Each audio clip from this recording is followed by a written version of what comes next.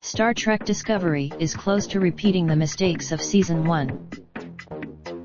A Season 2 is on the verge of making the same mistakes as its first season. The CBS, but Season 2 of Discovery has been a marked improvement in virtually every way.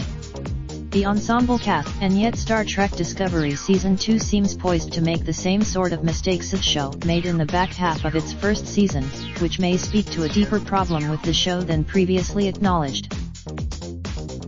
Star Trek Discovery's first season was met with much criticism for its violence and seemingly grimmer worldview than what had come before in the franchise.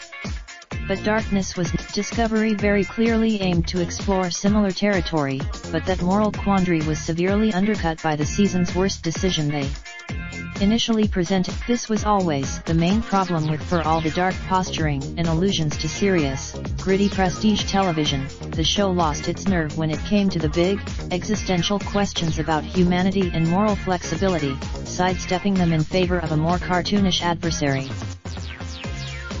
Subscribe for the hottest movie, TV, and gaming news.